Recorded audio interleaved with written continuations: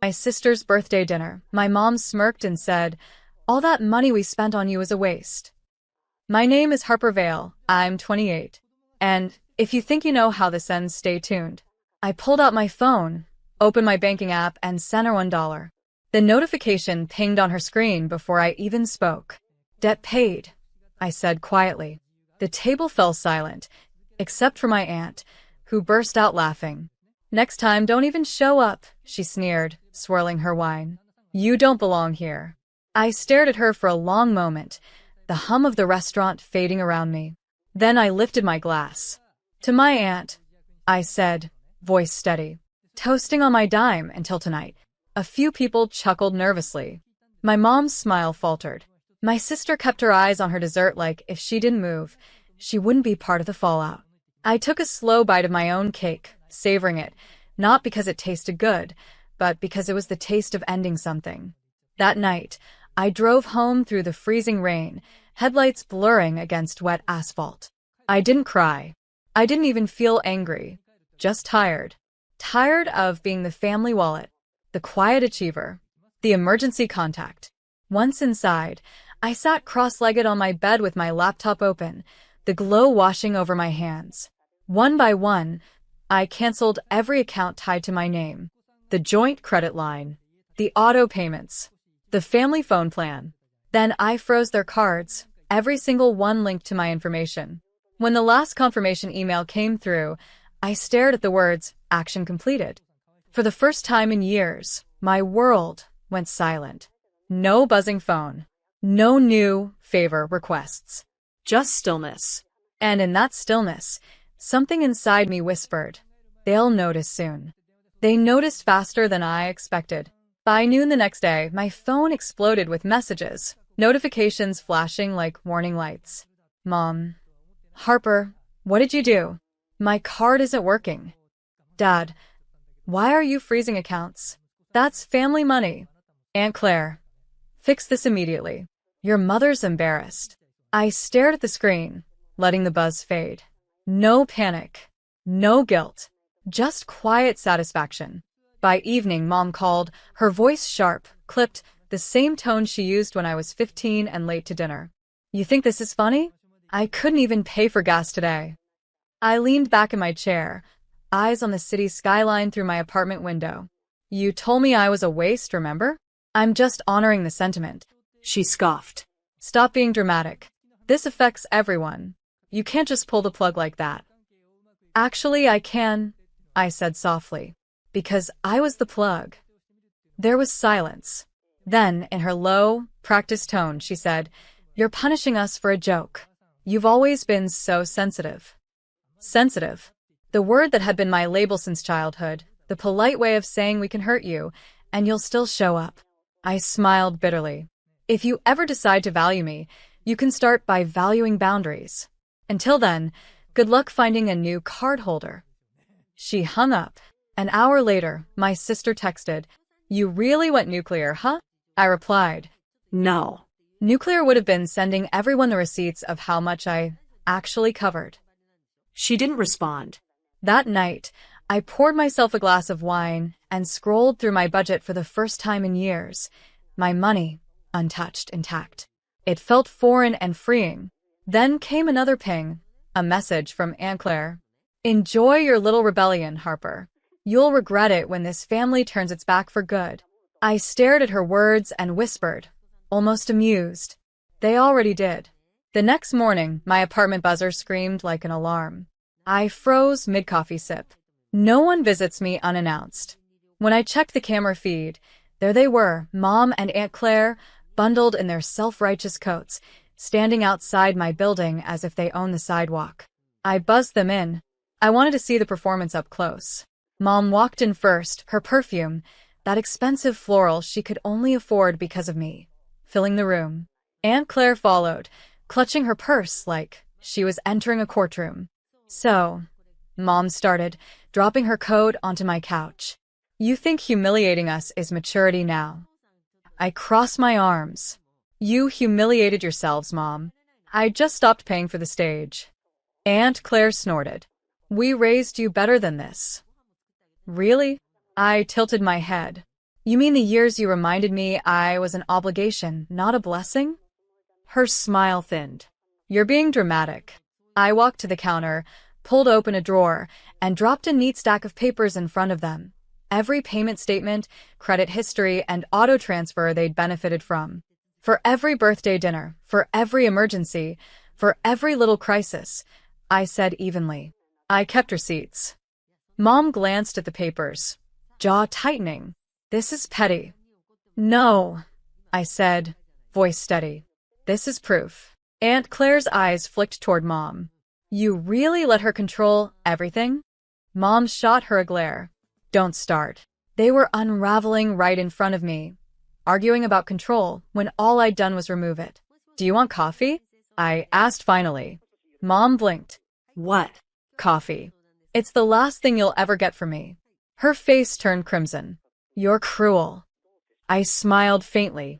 No, Mom. I'm cured. She opened her mouth to speak, but I walked to the door and held it open. Time's up. They left without another word. When the elevator doors closed, the quiet returned, heavier than before, but finally mine. Still, a part of me knew this wasn't their final move. My family never left without trying to collect.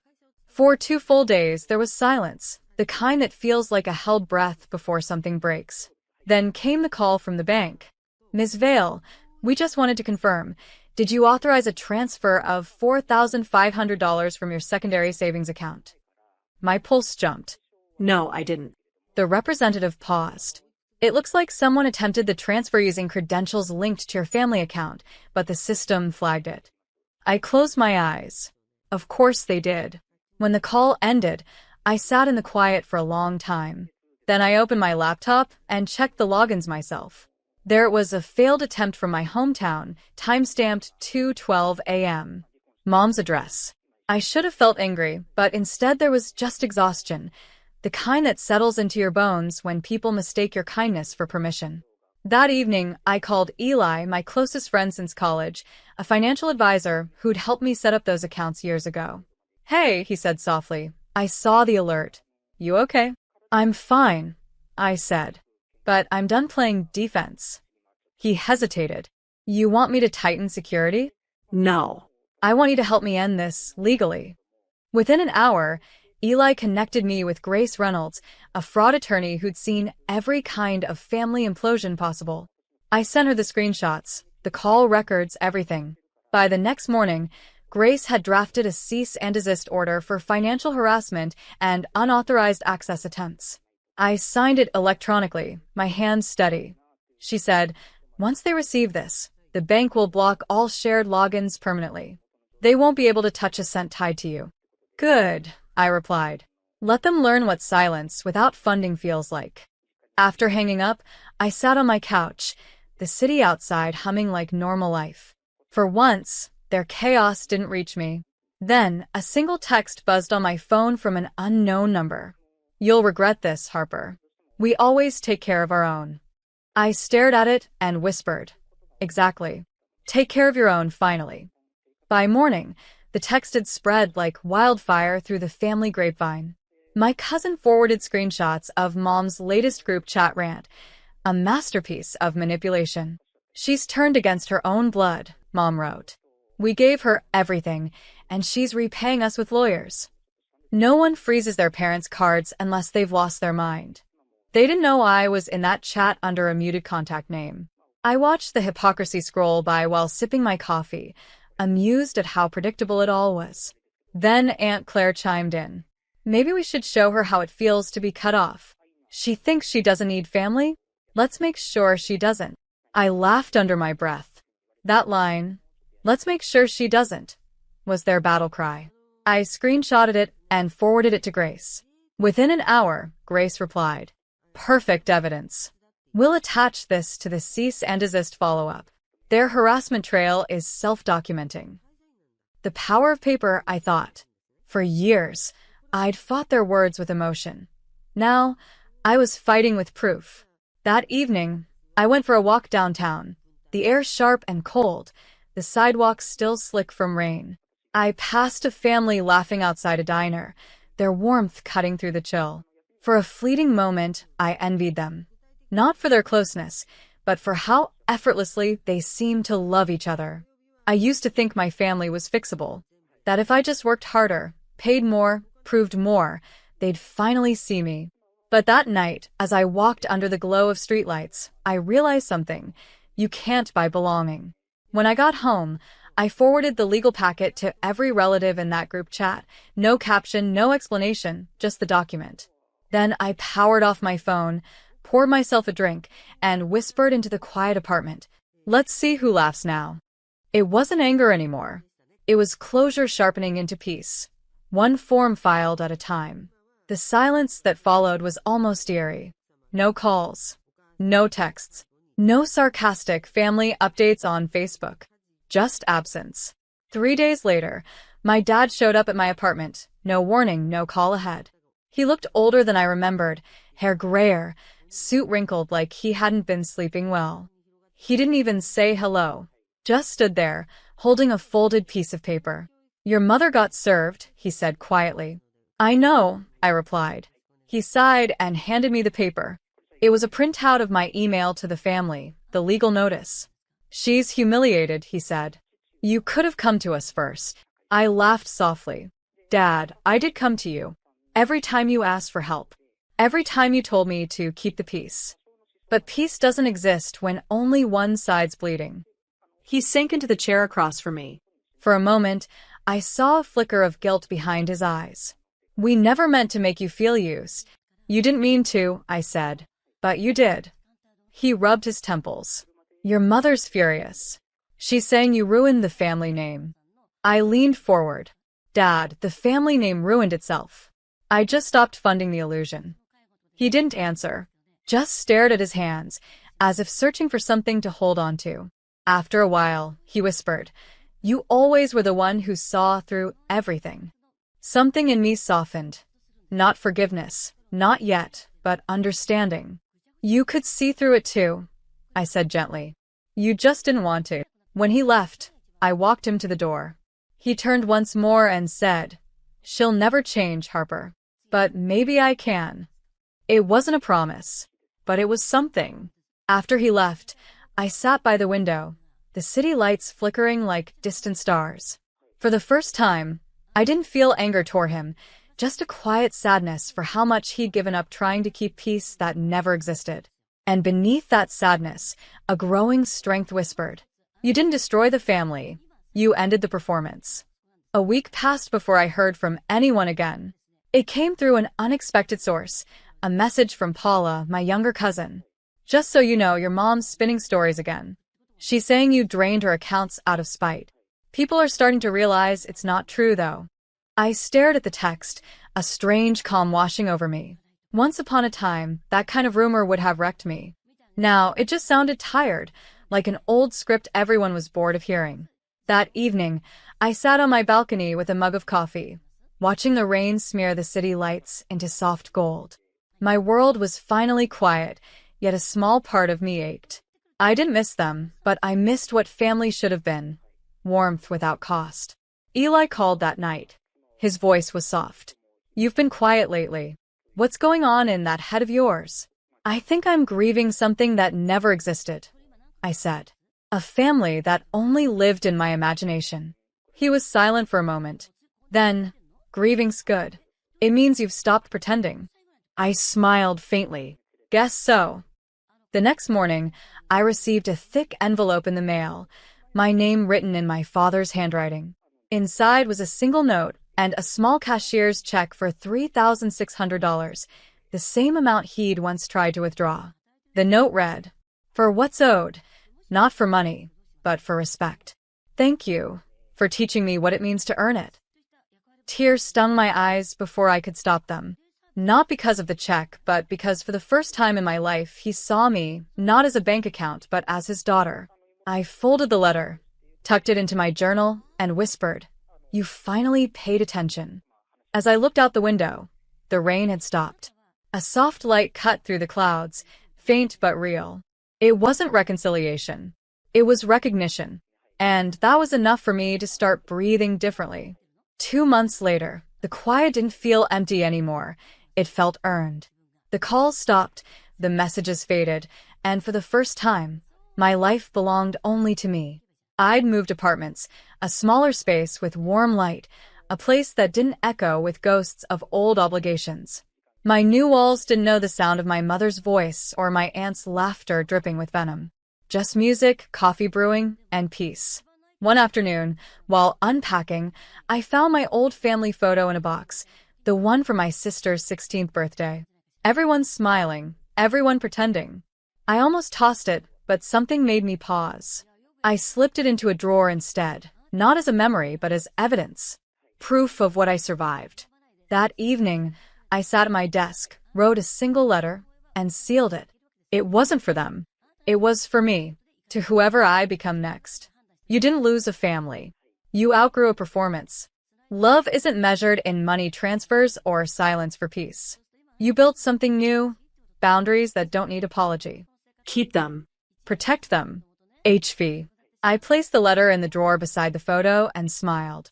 For the first time in years, I felt like my story wasn't about revenge anymore. It was about reclamation. Later that night, my phone buzzed. A message from Dad. Your mom asked about you today. She didn't admit it, but I think she misses you. I stared at it for a long time before typing back. That's okay. Missing someone doesn't mean you deserve them back. He replied with a single heart emoji, his way of saying he understood. I set my phone face down and turned off the lights. Outside, the rain began again, soft and steady, like a rhythm I finally understood. I wasn't the daughter who begged for love anymore. I was the woman who learned that peace costs nothing, and once bought, it never needs repayment.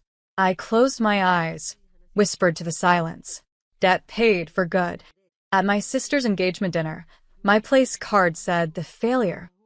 In neat cursive, gold trim, right there beside the crystal glasses and folded napkins. Everyone saw it. No one said a word. My name is Vanessa. And from wherever you're watching this, stay with me. Have you ever watched a room full of people you grew up with, people who once kissed your scraped knees and sang you lullabies, sit still while you were humiliated? That night, they laughed. My sister Bianca giggled behind her champagne flute. Her fiancé, Thomas, gave a low whistle and said, "Wow, you guys are savage." Uncle Darius slapped the table and roared. Aunt Lydia? She read it out loud and clutched her chest like it was the joke of the century. The failure, she cackled. Who comes up with this stuff? Only one person didn't laugh. Me. I stared at that card for 5 whole seconds. Long enough for my wine to settle. Long enough for the rage to cool into something sharper. I raised my glass, stood slowly, and said, "To family, the kind you learn to live without." Silence. Tense. Brittle. I held their stunned expressions for a breath longer, then placed the glass gently on the tablecloth, turned, and walked out of the room. I didn't look back. I didn't need to, because outside that hotel ballroom, something shifted in me. Not a snap. A release. The truth? I had paid for the venue, booked the dinner, covered the down payment for Bianca's custom ring when Thomas's card accidentally declined. I arranged the caterer, even loaned my sister the car she drove to the event. But none of it mattered. To them, I was the convenient wallet, the safety net, the one who never lived up to her potential, but always footed the bill. They didn't just mock me. They did it on a night I paid for. And they expected me to swallow it with a smile. Instead, I walked outside, handed my valet ticket to the attendant, and reclaimed my name. Because that car was mine. And as I slid into the driver's seat and pulled away from the curb, I made one quick call to my assistant. "Hi, yes.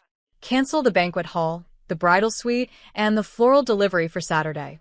All of it was under my name." "Understood," she replied. "Anything else?" "Yes. Call the caterer. Tell them to sell the food elsewhere. And put the cancellation fee on the bride's card." "The card you added to the file for emergencies?" "Exactly that one." I hung up. Let them toast to that. I wasn't the failure. I was the foundation. And they had just stomped on the only thing keeping their celebration afloat. They thought they could humiliate me without consequence. They forgot who wrote the checks. This wasn't rage. This was receipt-based revenge. And I was just getting started. You don't wake up and become the failure overnight. It takes years of silent disrespect, subtle erasure, and twisted narratives passed around the dinner table like dessert. Growing up, I was the dependable one. The kid who followed rules, brought home A's, stayed quiet when others screamed. Bianca, my younger sister, was the wild card, charming, chaotic, impulsive. She wrecked 3 cars before she was 21, failed out of college twice, and somehow still got a standing ovation when she landed a basic marketing internship. Me? I built a career from scratch. Started a consulting firm that survived the pandemic and a recession. Paid off our parents' mortgage by 30. But every Thanksgiving, I was asked the same question. Still single, Vanessa? And if I mentioned work? You really should focus more on your personal life. You don't want to end up alone. They didn't care that I was successful, because success, in their eyes, didn't count unless it was worn loud, flashy, Instagrammable. Bianca gave them chaos they could romanticize. I gave them stability they could use and overlook. She brought drama. I brought checks. When my mother got sick, it was me who moved back in, rearranged her medication, scheduled appointments, argued with insurance. Bianca would visit for 20 minutes, post a selfie by mom's bed, then disappear until the next crisis. Still, my parents called her the light of the family. I was the strong one. That label sounds like a compliment until you realize it just means no one will come check on you. When my firm landed its first $500,000 client, I told my father, hoping for a flicker of pride. He nodded absently and asked, "Have you thought about freezing your eggs?" It was never about my success. It was about my failure to conform. And when Bianca got engaged, it was like the family had found a new religion.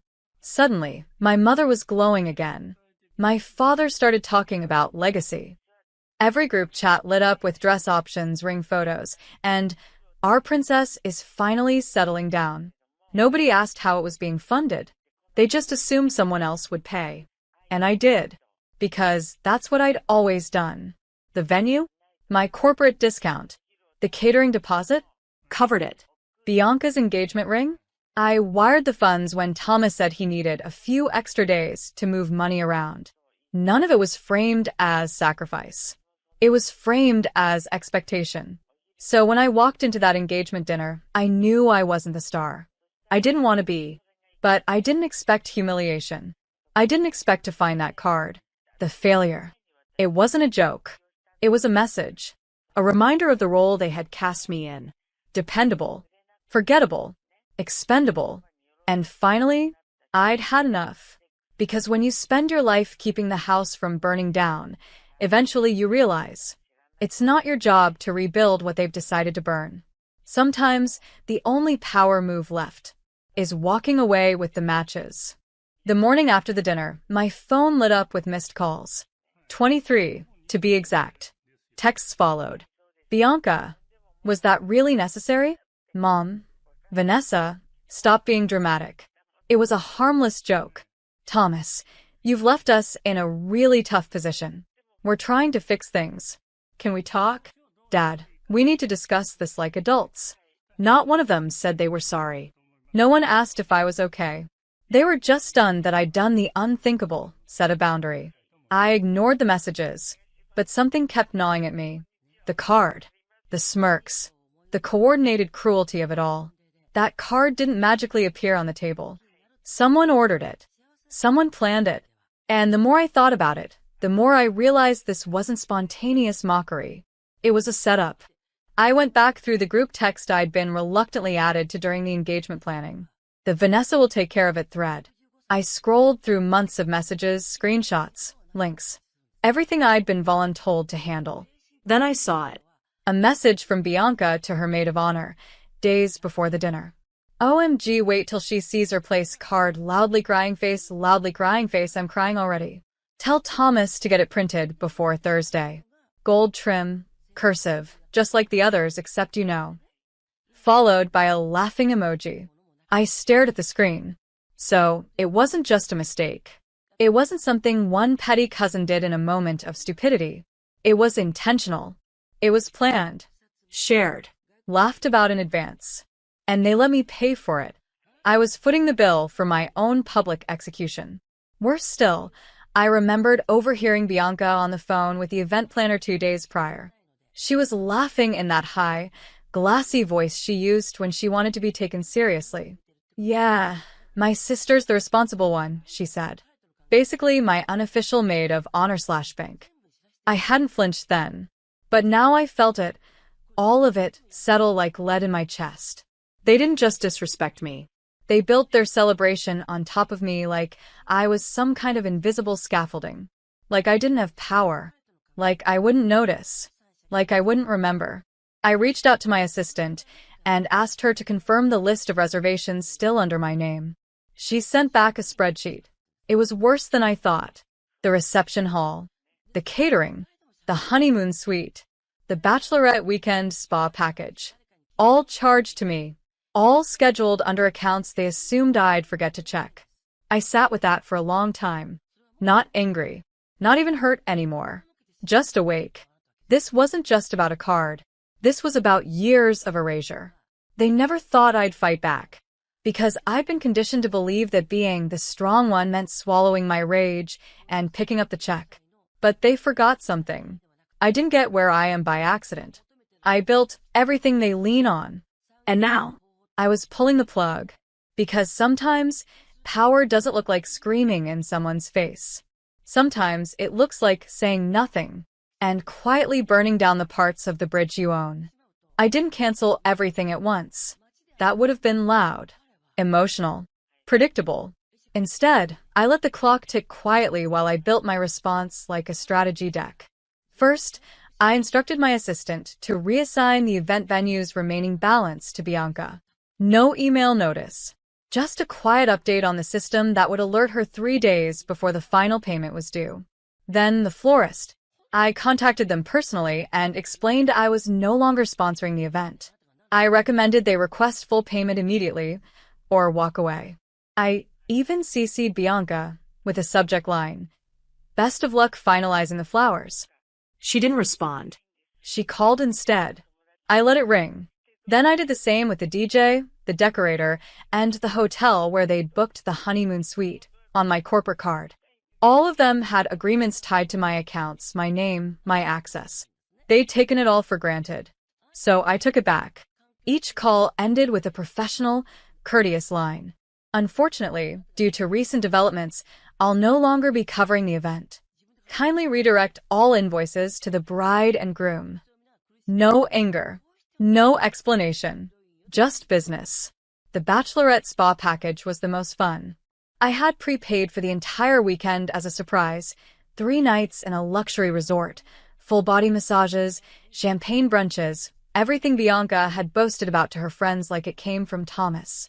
So I contacted the resort and canceled the group reservation. On the day they were supposed to arrive, they stood at the check-in desk and were told, "There's no booking under this name." The reservation was canceled by the cardholder. Tara, one of Bianca's less cruel bridesmaids, texted me, "Did you cancel the spa weekend? They're freaking out. I don't want to get involved, but damn. That's cold." I replied, "Not cold. Calculated. Also, tell her to try gratitude next time. Because here's the thing, I wasn't trying to destroy the wedding. I was trying to remind them whose foundation they stood on. You don't get to humiliate the person paying your bills. You don't get to write the failure on a card and expect the so-called failure to keep funding your fantasy. They made me invisible for years. But money leaves footprints. And when mine disappeared, so did their plans. The final move came with perfect timing. I called my bank and withdrew the $15,000 I had sitting in a family emergency fund I'd opened years ago, originally intended to support my parents if anything happened to them. They never used it. But now they had quietly given Bianca access, just in case she needed a little cushion during the wedding planning. I emptied the account. That same evening, my mother called. Her voice was tight, brittle. "Vanessa," she said, "did you move the funds from the joint family account?" I paused. Then I said, "Oh, you mean the account for the daughter, who never fails?" She didn't answer. I figured the failure shouldn't be responsible for the family's emergencies anymore, I added. Vanessa, she snapped, this isn't the time to be petty. I hung up, not in anger, in peace, because for the first time in years, they had to figure out life without me. And that was the beginning of the end for them. The real chaos started on Thursday morning. Bianca called me 13 times. Left voicemails ranging from fake apologies to full-blown screaming matches with herself. Her final message was the most revealing. You always think you're so clever, but you're bitter, jealous. This wedding is still happening, with or without you. I smiled when I heard it, because the part she didn't know, it wasn't happening. Not like she thought. That afternoon, the event planner called me directly. Her voice was tight with panic. Vanessa, I've worked with your family for years. I just got off the phone with Bianca and Thomas. They say you're sabotaging them. I didn't raise my voice. I didn't apologize. I just said, I'm stepping back from things I was never thanked for. That's not sabotage. That's boundaries. There was a pause on the line. Then, honestly, good for you. By Friday, the venue was locked. Bianca had missed the reissued deposit deadline. Her card declined. The manager told me she sobbed at the front desk, begging for a grace period. There was none. The reception hall was already rebooked to a pharmaceutical company's quarterly gala. The banner out front read, Building Toward the Future. Poetic. The hotel suite was released to the public. Someone else snagged it before Bianca even got to the front desk. Her bridesmaids texted me a blurry photo of her, sitting on the floor of the lobby, mascara streaked down her cheeks, muttering, She's ruining my life. But I wasn't ruining anything. I was simply removing myself. And when the caterer called her that night to confirm that final payment was now overdue, she broke. She finally called me, not screaming, just whispering, Why are you doing this? I paused, then answered, You taught me something, Bianca. You taught me that kindness in our family is seen as weakness. So, I'm correcting the imbalance. She started crying. I didn't, because this wasn't revenge. This was recalibration. I had spent my entire life being the fix-it girl, the one who showed up, paid, supported, smiled through gritted teeth while being belittled, overlooked, and used. And for what? To be labeled the failure? To be mocked in front of everyone? To have my contributions buried under their champagne and confetti? No more. That night, I went out to dinner. Alone. A small French place downtown. My phone vibrated on the table, texts pouring in from my mother, father, uncles, aunts. What are you doing? This isn't how family behaves. You're embarrassing us. I silenced the notifications. Then, my assistant called. Hey, she said, we just got a notification. Someone tried to log into your business PayPal. From your sister's email. I exhaled slowly. Shut it down. Already done. I sipped my wine. Let them scramble. They'd built their celebration on stolen grace. And now the scaffolding was gone. The party was canceled. The vendors pulled out. The guests received last-minute postponement emails with vague excuses about a family emergency. But the real emergency was that the woman they had always dismissed had finally walked away. And now, they were free-falling. Without me. By Saturday morning, my family was in full meltdown mode. The hotel ballroom sat empty, tables unset, staff waiting for a bride who would never arrive. Guests began trickling in, dressed to the nines, only to be met with confused faces and locked doors. The whispers started instantly. Wasn't the wedding today? Is she okay?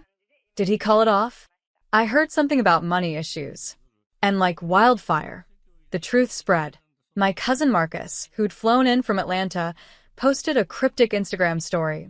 When the family clown turns out to be the one running the circus. #plot twist.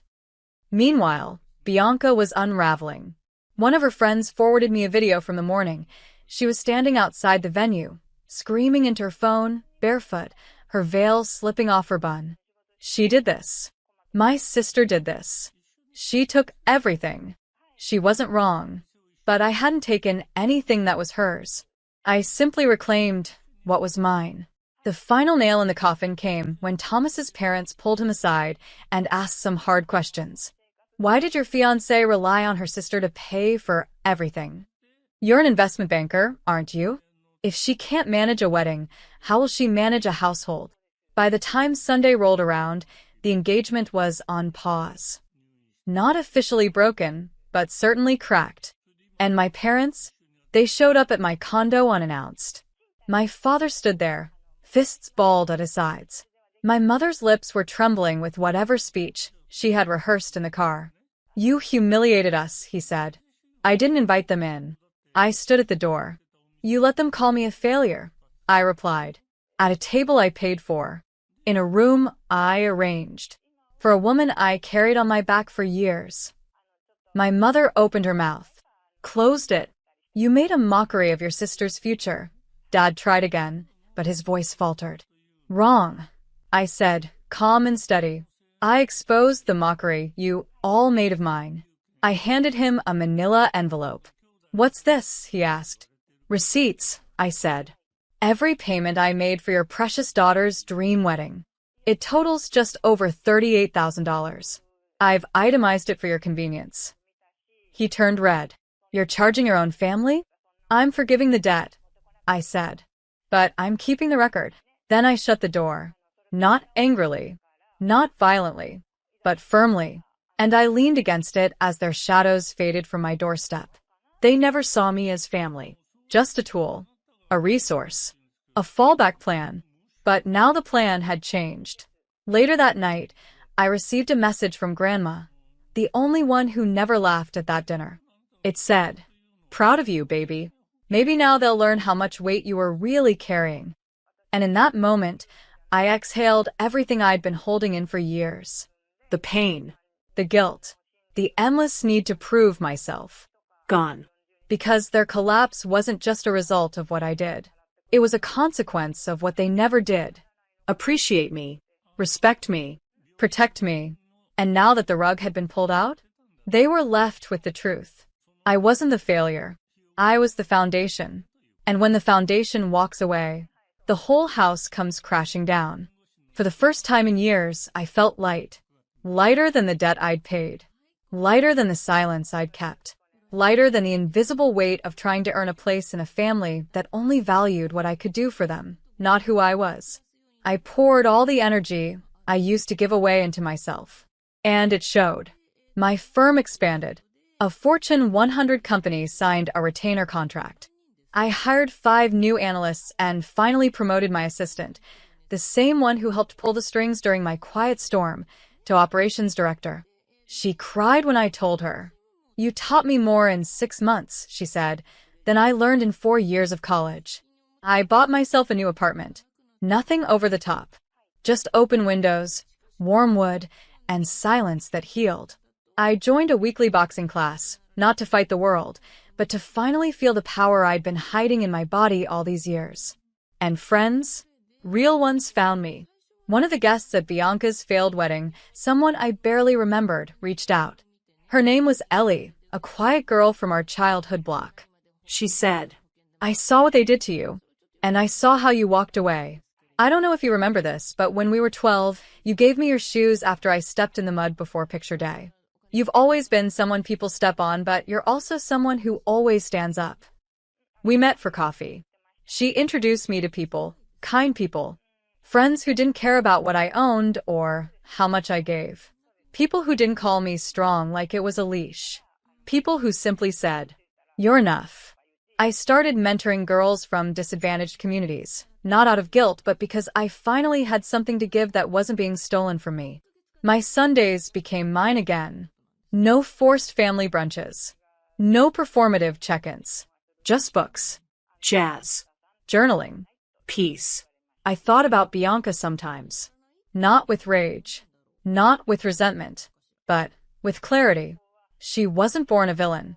She was raised in a system that rewarded her cruelty and taught her that my silence was consent. But I'd broken that system now. And in its place, I was building something better. Not a new version of me, just the real one. And when people asked why I looked so calm these days, I told them the truth. Because I stopped bleeding for people who never wanted to heal. I didn't need revenge to feel whole. I needed release. And that's what I gave myself. One soft, powerful, glorious boundary at a time. 3 months passed before I saw any of them again. It was at Grandma's 80th birthday. I almost didn't go, but she'd sent a handwritten card. "No pressure, baby," it said. "But I'd like to see the woman you became." So I came. Not out of obligation, but from strength. I wore a simple black jumpsuit. No labels, no designer bag, just presence.